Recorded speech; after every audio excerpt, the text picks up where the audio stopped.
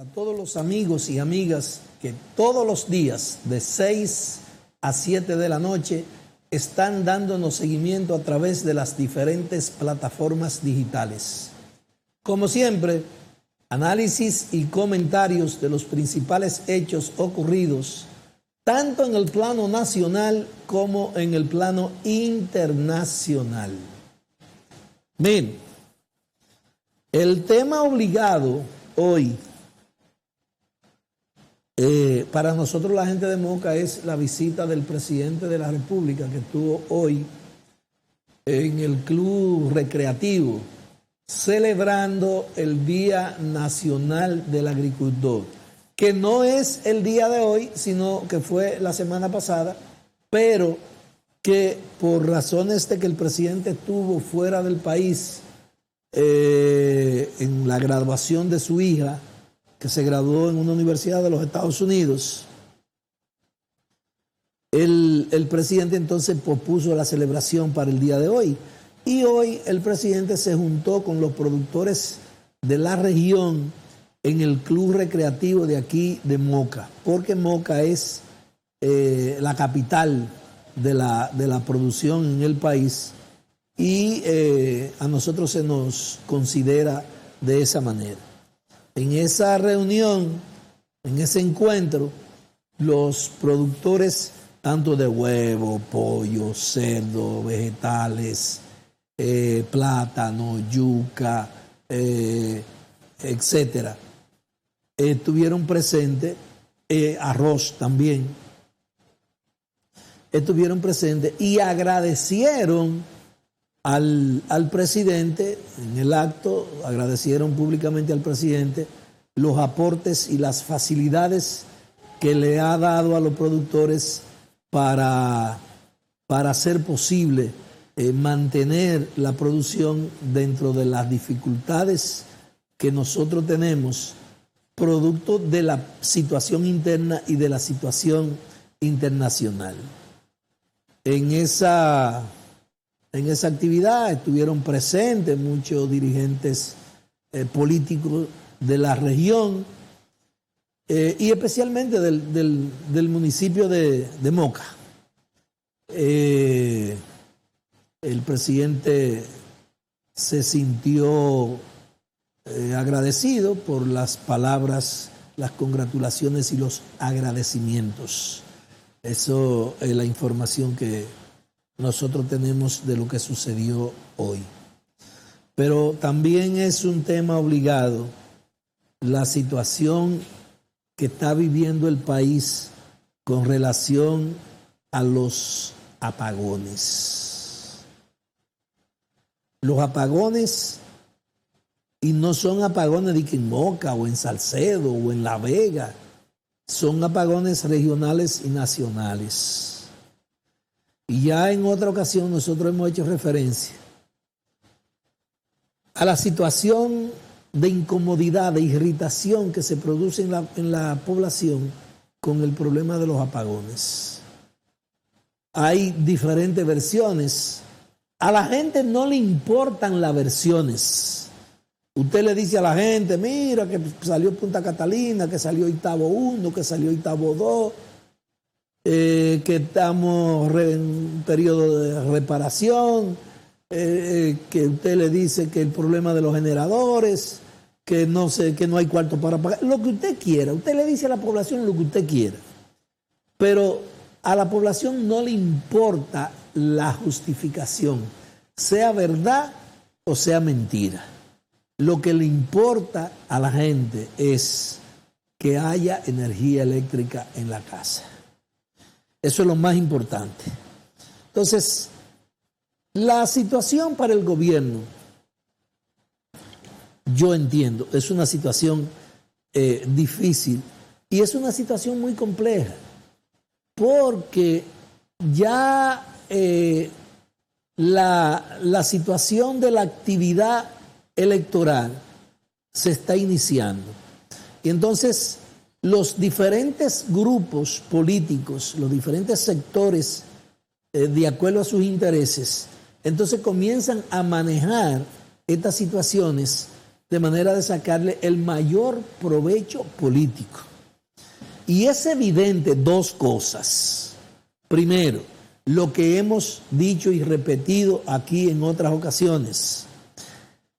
Nosotros, los dominicanos, nos habíamos olvidado de los apagones porque ya teníamos 2 años, casi 3 años, los últimos 2 o 3 años de la administración pasada, aquí nosotros no teníamos apagones. Y el primer año de este gobierno, un año y pico de este gobierno, no teníamos apagones. Y entonces la gente se acostumbró a las 24 horas de energía. Y no solamente eso, en el 95% de los casos, cuando habían apagones, por ejemplo, nosotros teníamos inversores, pero de 4 años se dañó la batería, se dañaron los inversores y los otros hasta se regalaron o se pusieron en desuso porque nadie pensó que íbamos a volver a los odiosos apagones. Y entonces, al producirse una nueva ola de apagones, la gente siente mucha irritación y molestia. Y a eso usted le suma el hecho de que hay grupos políticos que se aprovechan, que quieren pescar en río revuelto y entonces aprovechan esta situación. Hay irritación en la población, hay rechazo a los apagones y también la candelita que le echan los opositores. Entonces, cuando se juntan esas cosas, se produce lo que, por ejemplo, anoche sucedió en el país. En la mayoría de los pueblos de la región del Cibao hubo protestas, hubo quemadera de gomas. Pero no solamente eso, sino que la gente salió a la calle a protestar, a gritar. Y si ustedes pudieron ver algunos de los audios de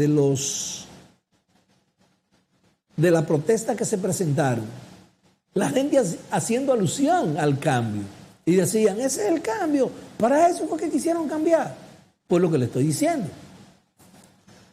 Hay una irritación, hay un rechazo, hay una incomodidad en la población, porque amén de los apagones, es el calor insoportable que hace. Y entonces usted no puede prender aire en la casa, usted no puede prender abanico, usted no puede prender nada.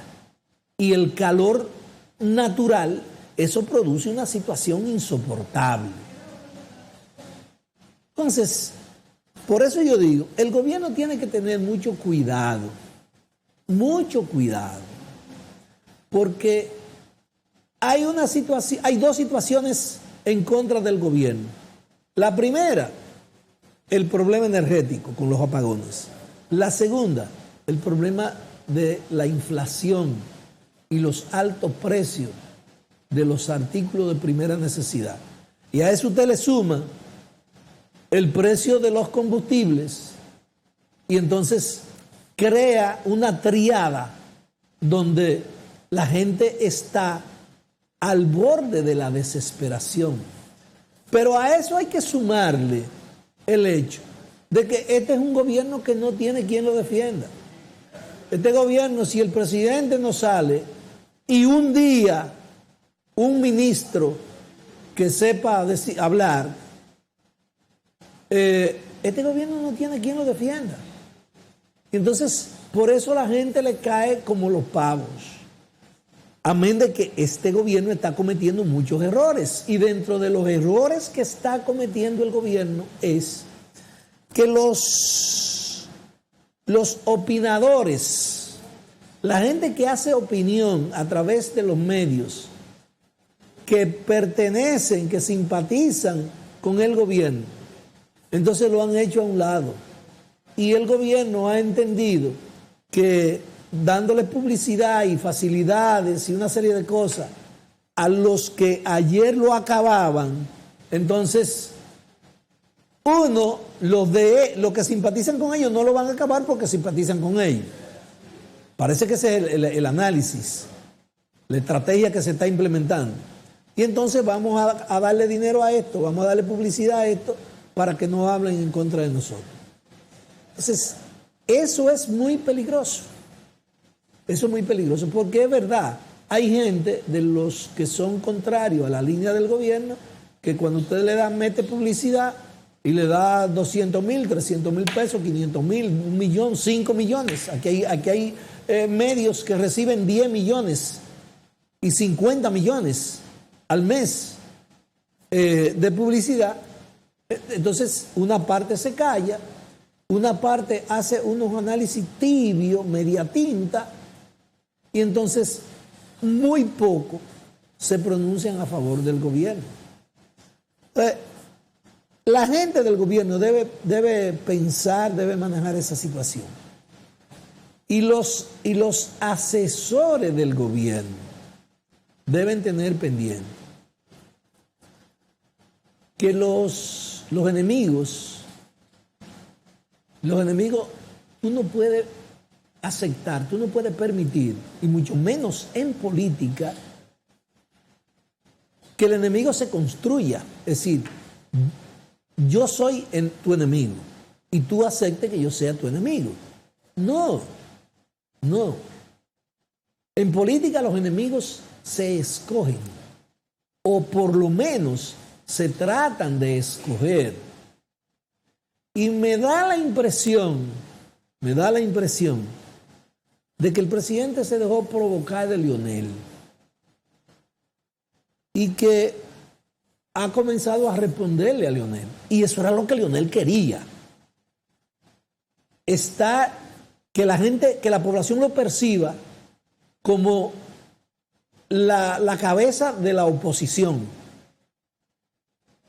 Y entonces, al PRM, a la gente del PRM, al presidente no le conviene estarse peleando y respondiendo él a Leonel. Que ponga a otra gente a responderle a Leonel, pero que no comience a responderle a Leonel por dos razones, presidente. Primero, porque no es conveniente. Dentro de lo que se llama táctica y estrategia política, no es conveniente que usted le dé auge, que levante a Leonel. Porque, oiga lo que le voy a decir, fíjese que la gente del PLD, independientemente de que ande Abel por ahí, que ande Domínguez Brito, que ande la Margarita Cedeño, mire, esos muchachos, independientemente de que vayan por el PLD, esos muchachos, esos candidatos, no se pueden comparar con Leonel Fernández. Pero además, hay que reconocer que independientemente de todas las cosas malas que hizo Leonel en su gobierno, que fueron muchas, regar todos los bienes del Estado, vender todo, regalar todo a los ricos de este país, todo eso es verdad. Pero, presidente, hay que reconocer que Leonel en este país está fuera de serie. Nadie puede ponerse en este país, en el ámbito político, a discutir con Leonel Fernández, porque él es una persona que se dedica exclusivamente, él no tiene que trabajar, él no tiene problema. Él lo único que se dedica es a leer, a buscar informaciones y a pensar. Presidente, usted no tiene el tiempo para dedicarse a leer y a pensar, igual que Leonel. Entonces, no puede abrir un espacio de discusión con Leonel de que si estaba en Google, que si entró en Google, que en YouTube, que esto, que lo otro, porque el tipo es brillante y hay que reconocerlo, y entonces hace quedar mal a cualquiera, aunque muchas veces no tenga la razón. Pero es un asunto de percepción. Si usted quiere, o sus asesores debieran decirse, Póngase a pelear con Domínguez Brito, o con Abel, o con Margarita. Que eso, aunque vayan por el PLD, que es un partido con una estructura fuerte, pero usted ve que la gente del PLD están todos agachados porque están avergonzados por todas las cosas que hicieron durante los últimos 8 años. Para recordar solamente los 8 años. Y porque también los 16 años de Leonel Fernández. Entonces, ellos están avergonzados. Fíjense que ellos casi no quieren salir a la calle.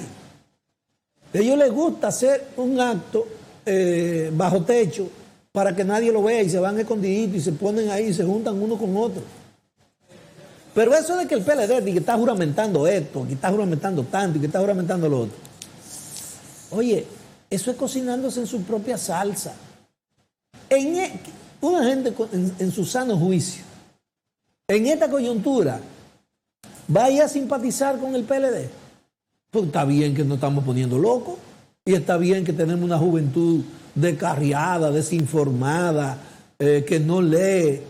Pero ni siquiera esos jóvenes que están en esa situación se van a ir a juramentar y a hacer fila con el Partido de la Liberación Dominicana. No solamente por el problema del descrédito, sino también porque la población no lo percibe como una opción de poder real. Ustedes ven por qué hay una cantidad de dirigentes del PLD que se están juramentando con la fuerza del pueblo. ¿Ustedes saben por qué? Porque eso es lo mismo todo. PLD, fuerza del pueblo, todo es lo mismo. Pero hay mucha gente que piensa, este PLD no va para parte. El que tiene algunas posibilidades es Leonel. Y por eso ustedes ven que cada día hay más personas que se van del PLD a la fuerza del pueblo. Entonces, los estrategas del presidente deben entender estas cosas y hacerles algunas observaciones al presidente.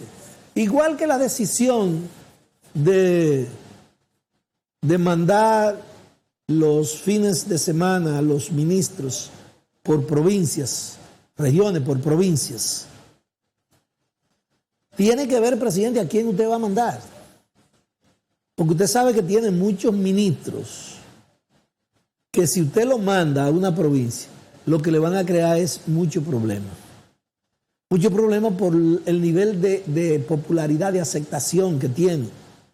Y el presidente tiene que entender, por ejemplo, que si en una encuesta el presidente tiene un 40%, un 45%, el presidente, el partido no pasa de 32, 33, 34 máximo. Es decir, el presidente tiene por lo menos 10 puntos de aceptación positiva por encima de la aceptación que tiene el grupo político, el partido que lo sostiene. Entonces, sobre esa base es que se deben elaborar las estrategias, presidente, y no comenzar a dar palos a la ciega. Mire, usted se imagina que usted dice que mande a Macarrulla, usted mande a Hito, usted mande este que está en migración, a García, que lo mande a un pueblo, a hablar con la gente y decir, mire, hay mucha gente. Yo te voy a decir la verdad, si yo hubiese sido asesor del presidente, yo le digo, no, espérese, vamos a buscar en cada pueblo una persona, independientemente de que sea ministro o no, que me pueda representar y que pueda hablar con la gente y que me pueda hacer un levantamiento real, porque te voy a decir una cosa, si tú mandas a un ministro para que, y dentro de sus funciones, usted le dice, mira, yo quiero que tú me hagas un levantamiento, que tú me digas cómo anda la simpatía del gobierno, qué medidas tú entiendes que podemos tomar para mejorar la imagen del gobierno en esa provincia. Y entonces, si usted manda un ministro, lo más que le va a decir es, mire, presidente, los resultados son estos, estamos más bien que el diablo ahí. Independientemente de lo que diga Pedro, Juan o esta encuesta, no, estamos bien, mire.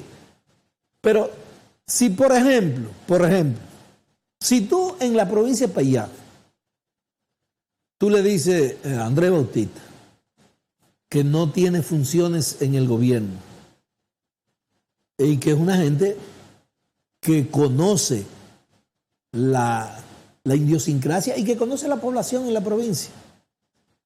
Tú le dices a Andrés Bautista, mira Andrés, yo quiero que tú conjuntamente y con el aval de un ministro, del MIA o del ministro administrativo de la presidencia que te va a dar asistencia y esa cosa, me prepare un informe en esta dirección, en esta dirección.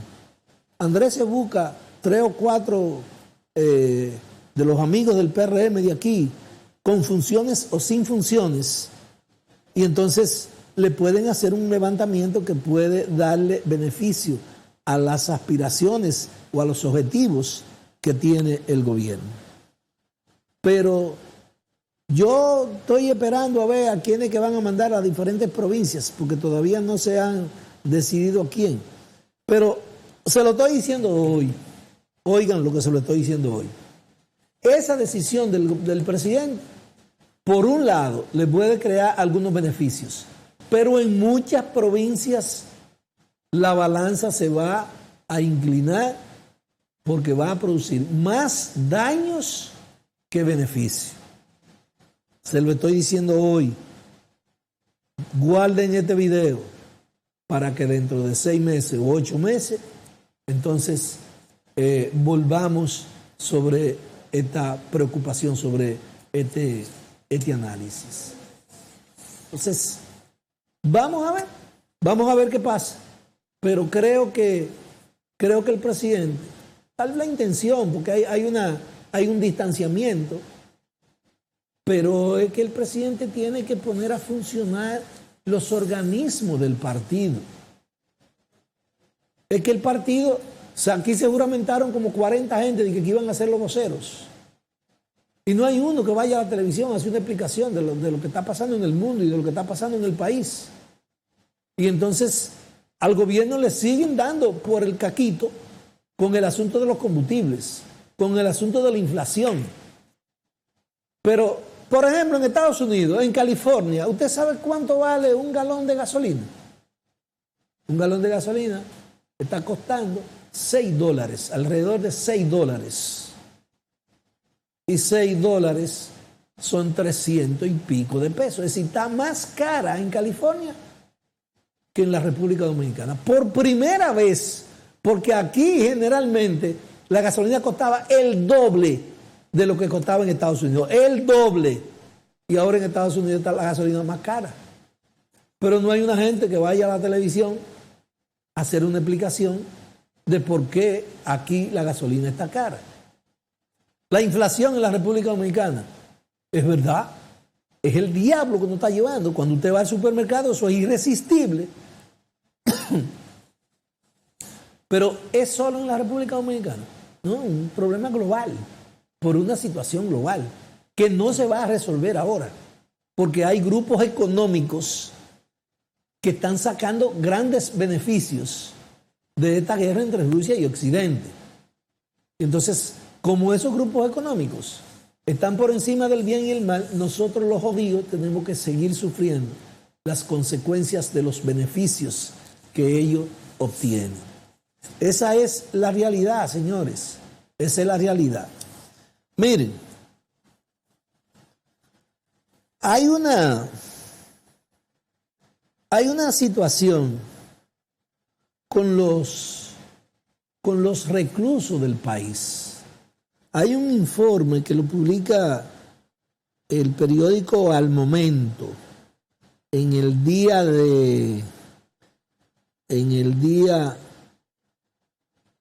de ayer,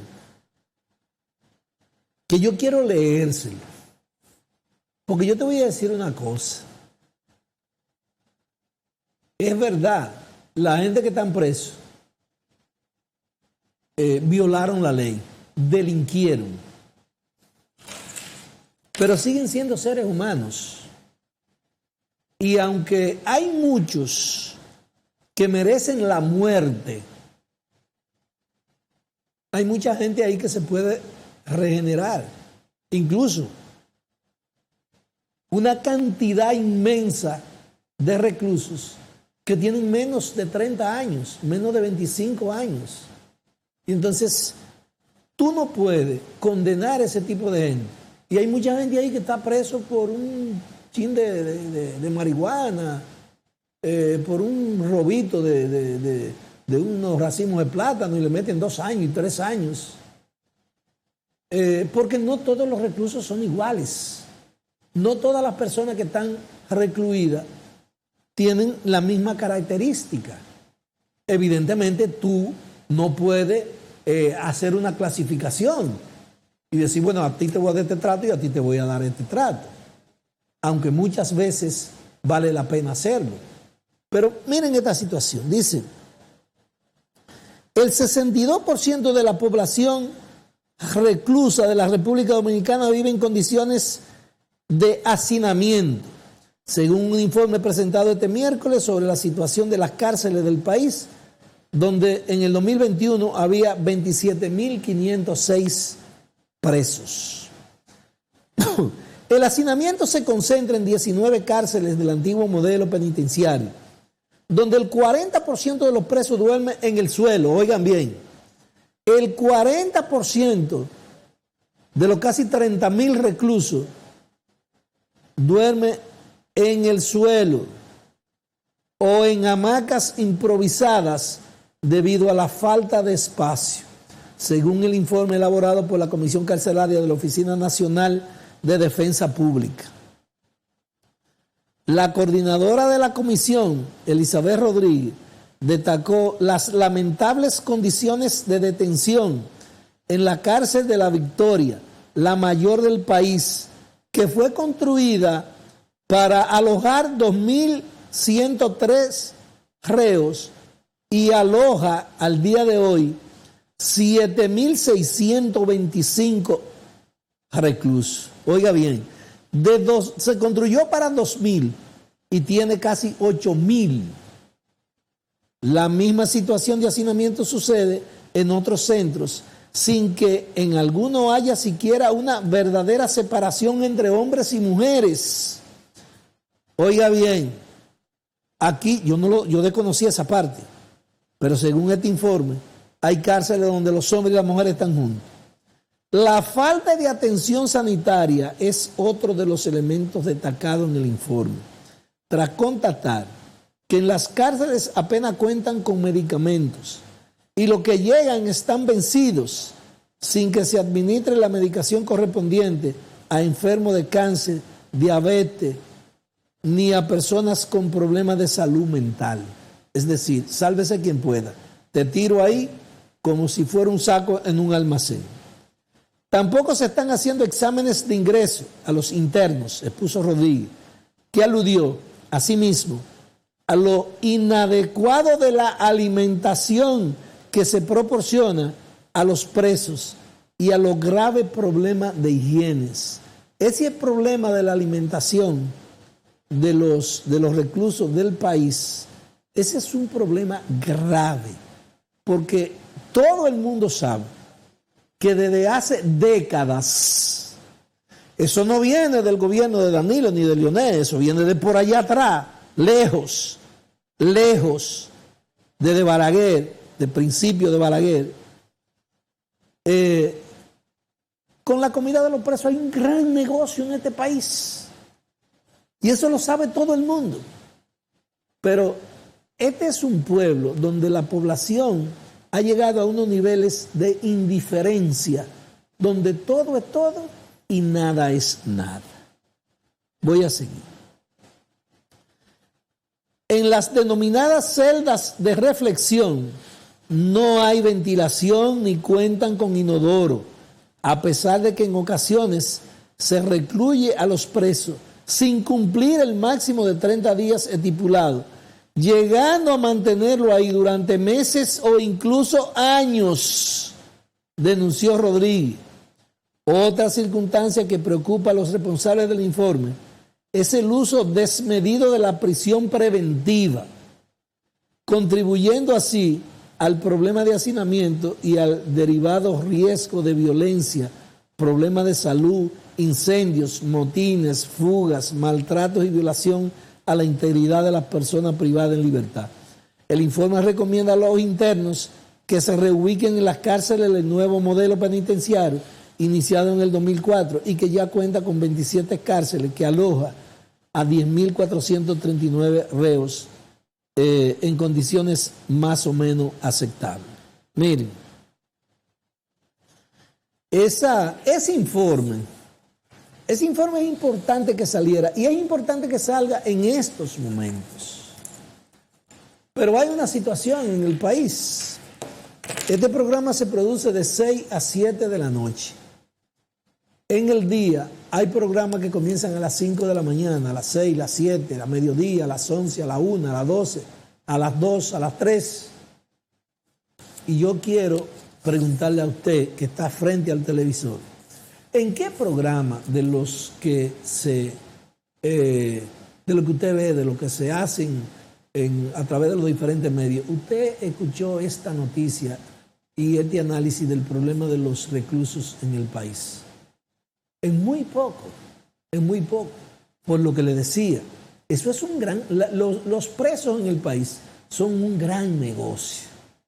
Hasta que no vengan un grupo de empresarios y convenzan al presidente de turno de que se privaticen las cárceles en la República Dominicana, como ha sucedido en muchos países, incluyendo Estados Unidos. Y entonces,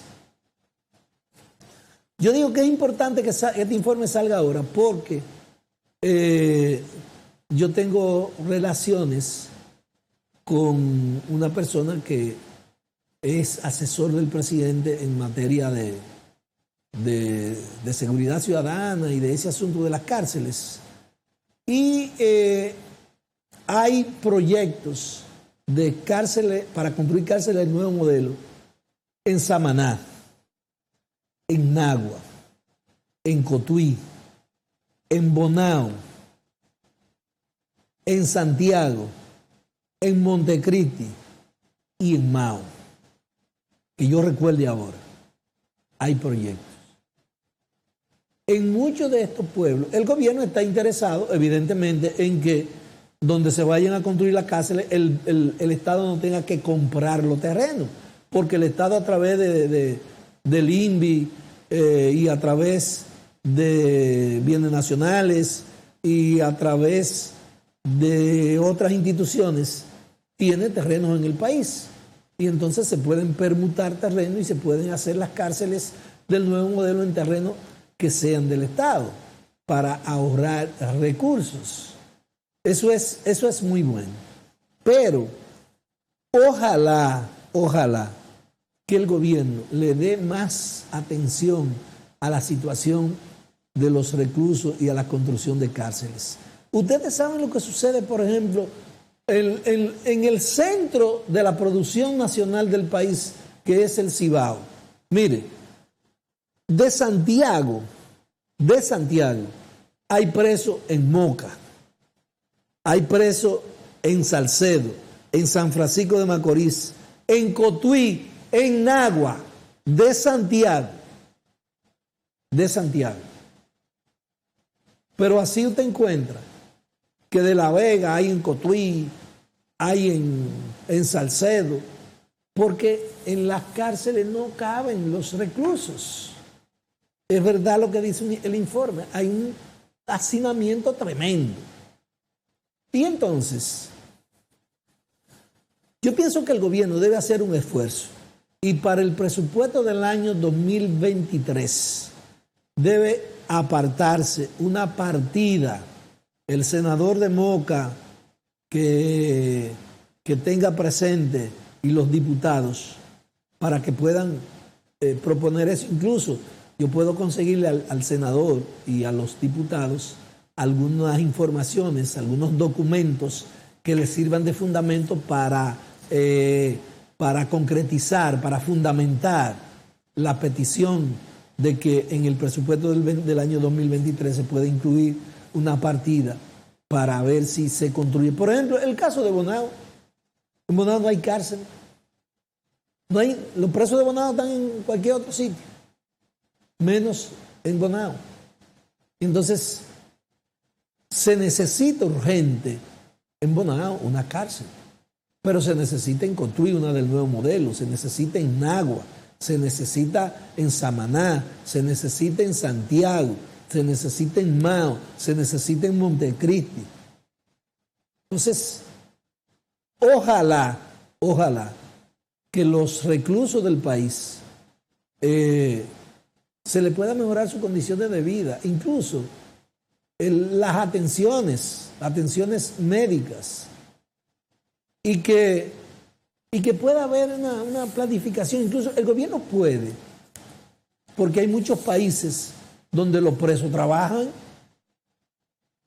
hacen muchísimas cosas y limpian y los ponen a trabajar en esta obra y los ponen a trabajar allí, los ponen a trabajar aquí y se les paga algo, pero no que estén en las cárceles nada más pensando en hacer vagabundería y permitiéndole incluso tener comunicación telefónica y tener como hacer...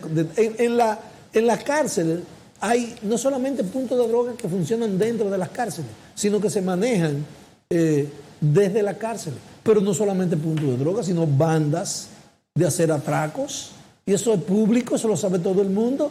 Entonces, sobre esa base es que hay que comenzar a planificar acciones tendentes a humanizar más la prisión. Y si vamos a decidir entonces, alguna gente, casos especiales, tenerlo de otra forma por las acciones que han cometido, entonces todas esas cosas se pueden estudiar. Pero vamos a hacer algo. Señores, con su permiso, vamos a una pausa y no se vayan, que en breve regresamos.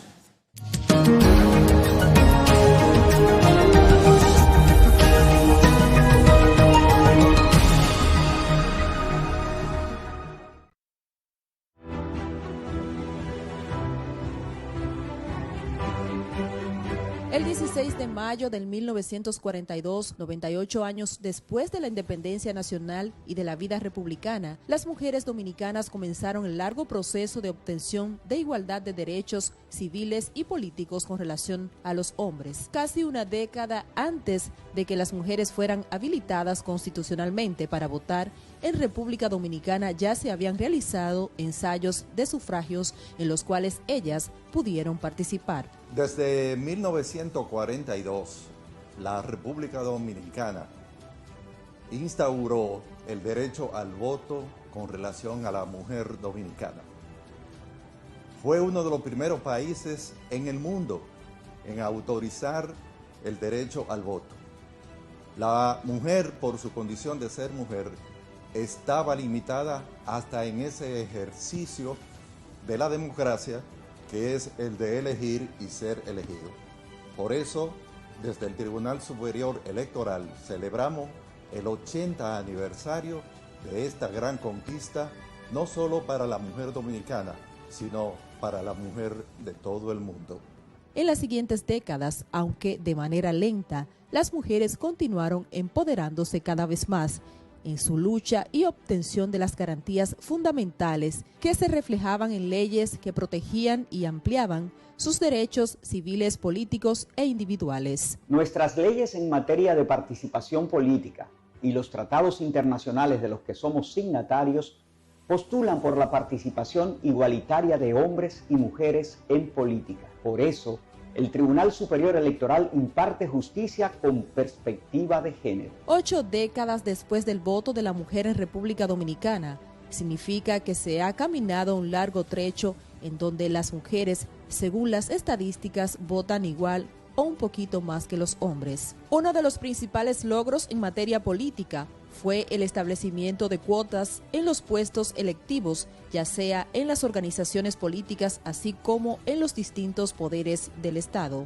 Identificado con el sueño de la participación política con paridad, el Tribunal Superior Electoral promueve la integración de la mujer en política, en condiciones de igualdad. Poco a poco el país se encamina a la equidad en cuanto a los hombres y mujeres en los estamentos del Estado. Aunque el proceso es largo, la sociedad avanza hacia ese sueño que inició hace 80 años. Tribunal Superior Electoral, el Tribunal de la Democracia.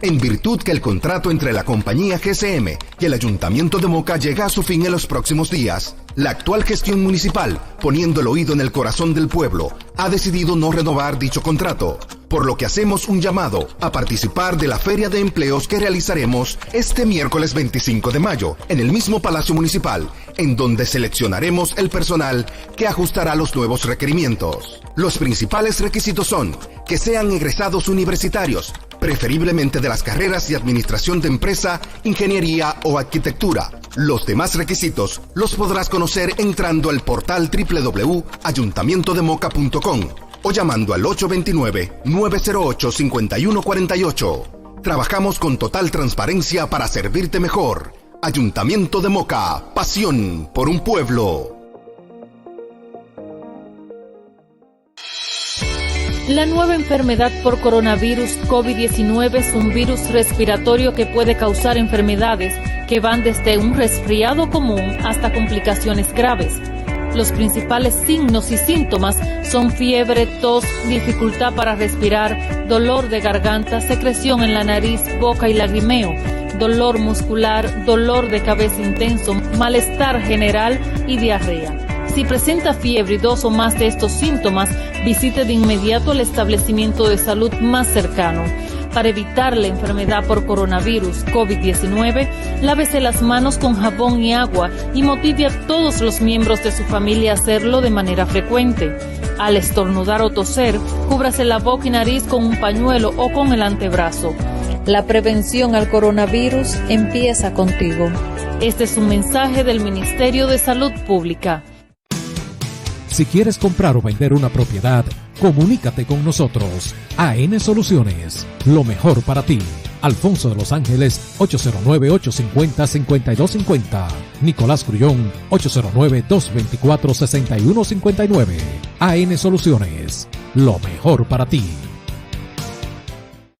Está en Santiago, el centro endoscópico más completo de toda la región. Sendosa, una alternativa eficaz para el diagnóstico y manejo de las enfermedades del tracto gastrointestinal por profesionales de la medicina. Videoendoscopía y videocolonoscopía. Sendosa, centro endoscópico de Santiago. Precisión diagnóstica. Calle Independencia número 67, teléfono 829-581-0020. Doctores Joana Grullón y Rubén Santos, gastroenterólogos endoscopistas. Sendosa, centro endoscópico de Santiago. Precisión diagnóstica. En nuestras manos está tu salud. El Boulevard Center es un hotel para aquellos que exigen comodidad, tranquilidad y sobre todo altísima calidad. Para asuntos empresariales y familiares, el Hotel Boulevard Center ofrece habitaciones de clase ejecutiva, dobles y sencillas, y la confortabilidad y servicios de un hotel de ahora. Internet Wi-Fi, bar, parqueo cerrado y seguridad 24 horas. Confía tu tranquilidad a nuestro personal que saben cómo darte el mejor trato. A solo 8 minutos del Aeropuerto Internacional del Cibao, en la Avenida Inver 18 en Moca, Hotel Boulevard Center. Más información 809-578-5559.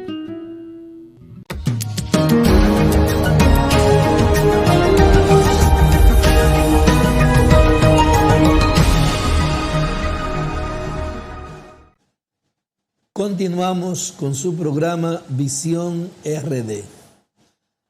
Mira, tengo una información que me sirvieron para que la pasara sobre el presidente del Tribunal Superior Electoral y el presidente de la Junta Central Electoral, que se reunieron recientemente, el doctor Ignacio Pascual Camacho Hidalgo, presidente del Tribunal Superior Electoral, y el presidente de la Junta Central Electoral, Román Jaques Liranzo. Conversaron sobre el acuerdo de rectificaciones, la reforma electoral y otros temas de interés institucional que beneficiarán tanto al órgano de la Junta Central Electoral como al Tribunal Superior Electoral. Es importante que haya una coordinación entre la Junta Central Electoral y el Tribunal Superior Electoral.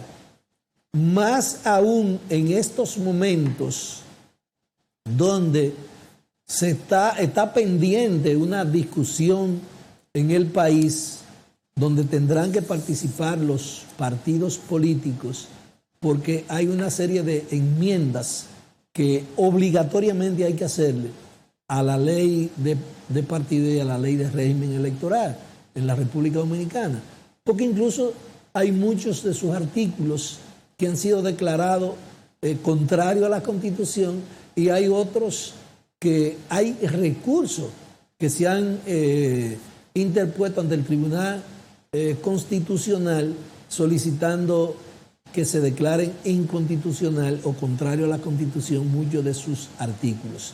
Entonces es importante que haya una coordinación entre estas dos instituciones, más aún, repito, en esta coyuntura, porque nos estamos adentrando ya a un periodo donde hay que comenzar a definir muchas situaciones para que el proceso electoral de 2024, y cuando hablo del proceso estoy hablando tanto de las elecciones municipales como de las elecciones congresionales y presidenciales.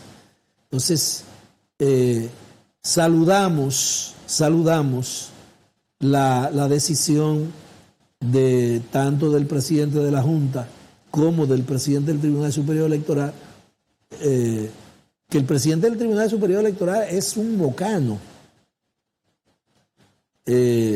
Ignacio Pascualito, como le decimos aquí en Moca, es oriundo de Juan López, de los Camacho Hidalgo de Juan López. Entonces, eso es importante y exhortamos que se sigan reuniendo y que se sigan comunicando para ver lo mejor que se pueda sacar. Miren, yo tenía pensado en el programa de hoy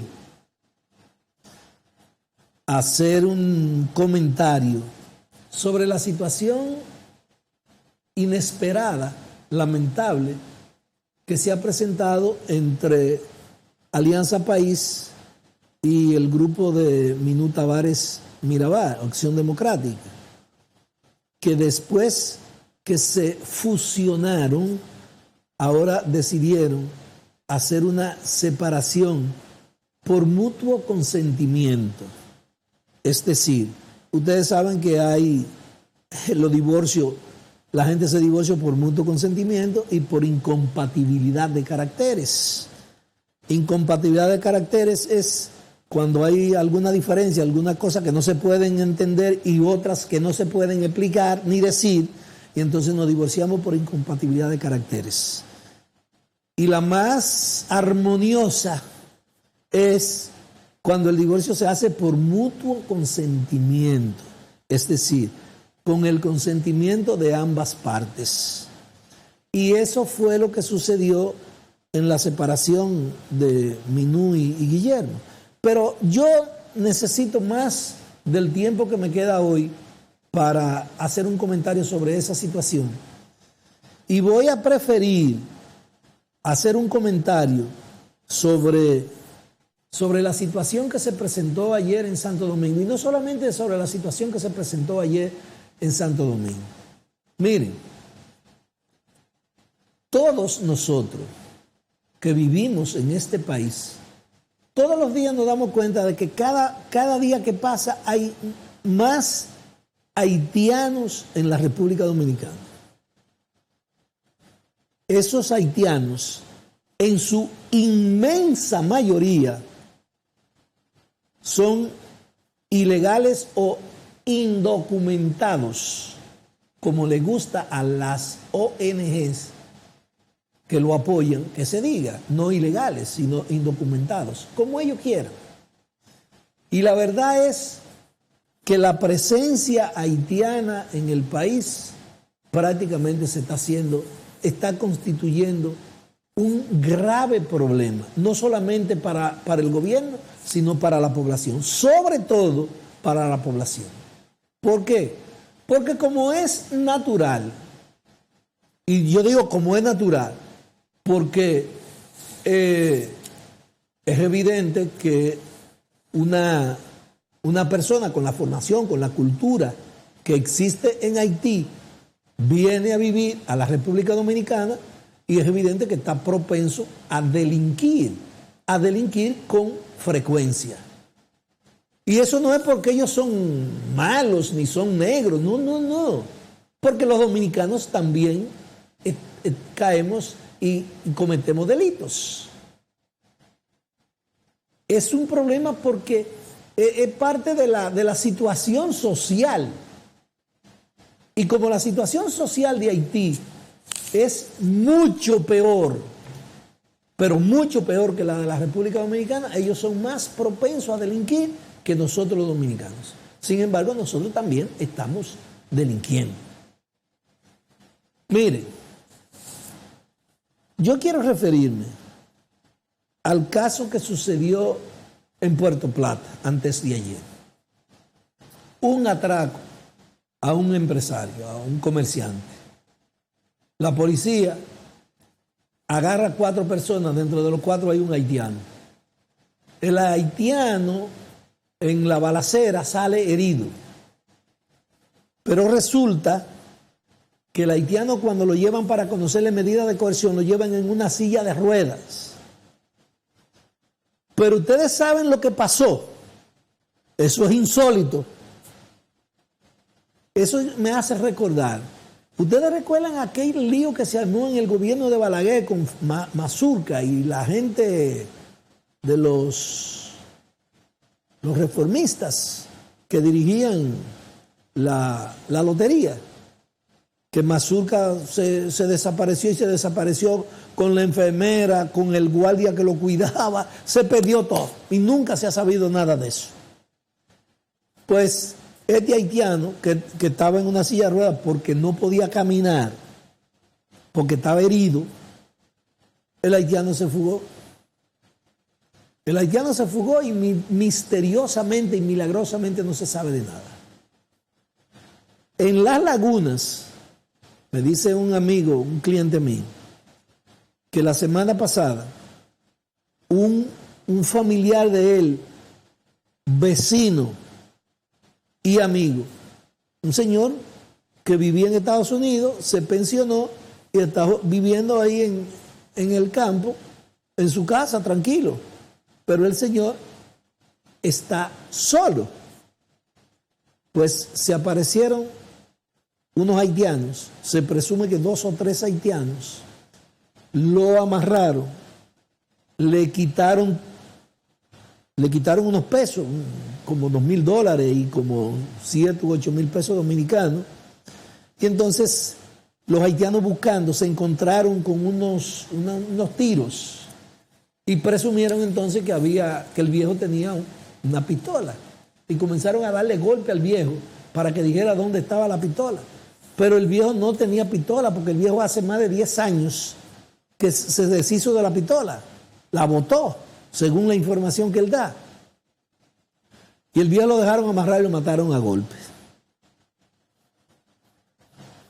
Eso es común, eso pasa todos los días, porque hay una presencia masiva de haitianos. Miren, se me acabó el tiempo, pero yo le prometo que para el lunes vamos a hablar no solamente de los haitianos, sino del problema de Alianza País y de Opción Democrática. Son temas, compromiso para el lunes. Y decirle que no se vayan, que sigue Entre Jerez. De nuestra parte, hasta mañana.